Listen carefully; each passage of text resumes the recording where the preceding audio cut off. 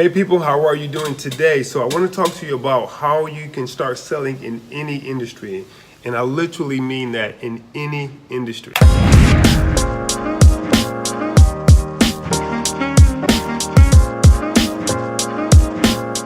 It doesn't matter really what industry you're in. There are tons of unhappy, unsatisfied customers, right? It could be the medical industry, it could be the legal industry, it could be the insurance industry, it could be the payment processing industry, it could be the relationship industry, right? There's always tons of unhappy clients. And so there's three things that I would suggest that you do in order to basically begin selling in any industry. I wrote like a small blog post about this, so hopefully my thoughts kind of like stay in order. So I'm doing that to make sure that I keep everything in order. You need to understand what you're offering, right? And that there's a couple pieces to that. It's not just about understanding, okay, I have a wrench, what does a wrench do? You need to understand a little bit about the industry. So let me start off with an example of the payment processing industry, which is the industry that I work in, right?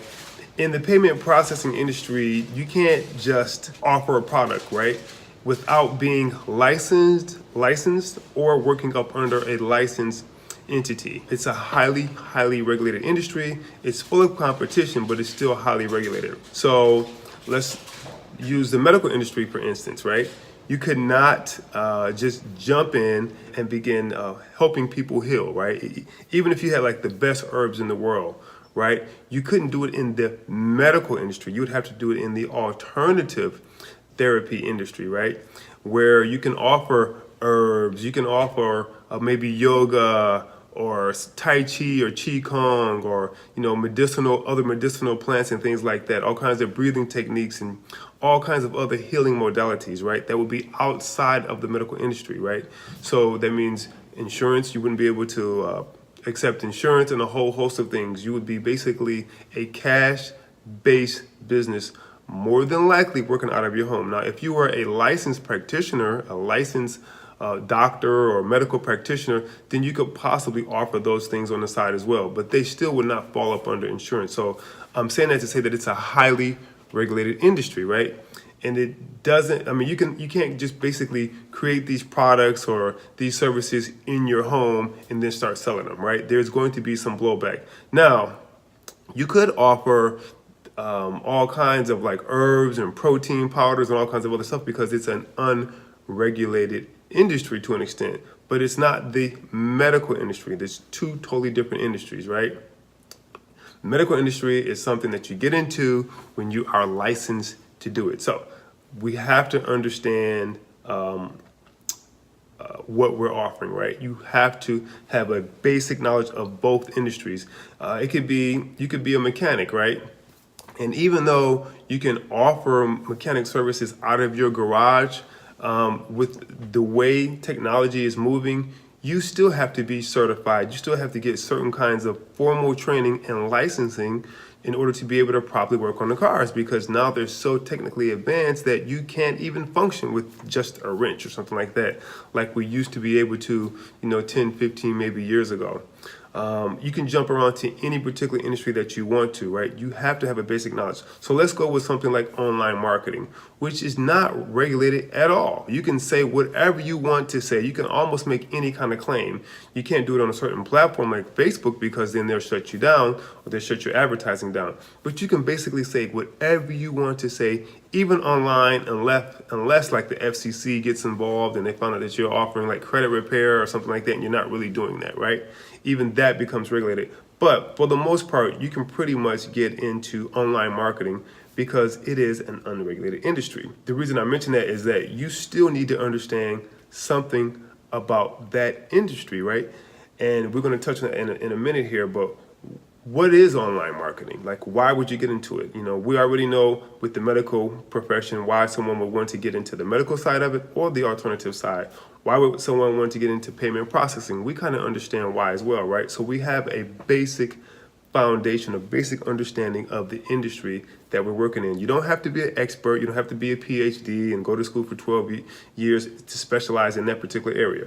Now, the other thing you need to do is you need to look for a problem to resolve, right? You must look for a problem to resolve. In each and every industry, there are tons of problems to resolve, right? So let's start off with payment processing. The big banks kind of run that industry, which is why, again, you need to kind of understand that industry to know who the players are. So the big banks, they run that industry. But they've also been fined. They've been known to charge extra fees when there shouldn't be any fees at all.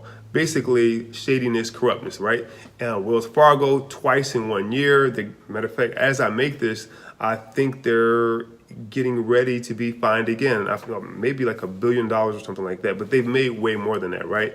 Chase, Wells Fargo, Bank of America, same thing, right? So the big banks have created problems.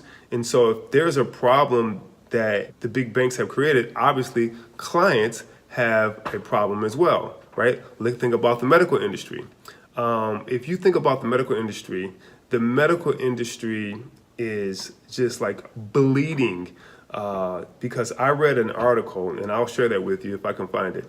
I read an article that stated that in the medical industry, due to medical malpractice, there have been more people that have been killed through medical malpractice than all wars combined. Now, if that is not a problem, I don't know what else is a problem. That is a huge problem, right? So that means that you have tons of people who are clients of medical practitioners that have a problem. And if you did your own research, you will find out that in many cases, the problem is not being resolved. The problem is being treated. It's not being resolved. Most of the time, when you have a problem, you want it to be resolved. But in the medical industry, it's treated, right? So that you can have the problem for 10, 15, 20 years, and they'll consistently treat it. They won't heal it or remove the problem. So boom, we know in both cases, we know what the problem is. Last but not least, now all you need to do is offer the solution. And that's so simple. It's almost like a baby that's crying with the wet diaper, right? If a baby is crying with a wet diaper, you already understand, right, something about what you're offering, right? You know what a diaper is. You're not just gonna like offer a rag, right? You know what a diaper is. So you understand the industry. The problem is that the baby is crying because who wants to sit around with a wet diaper all day, right? The solution is super easy. Offer to change the baby's diaper. And you can apply this simple, right? I know it's rudimentary and it sounds very, very simple, but you can apply that to almost any industry, right? Understand what you're offering, right? Which is understanding something about the industry. Look for the problem, offer the solution. Boom, that's it, all right? So with that, I thank you for listening. This is KhaazRa, and I look forward to seeing you again. Take care, bye-bye.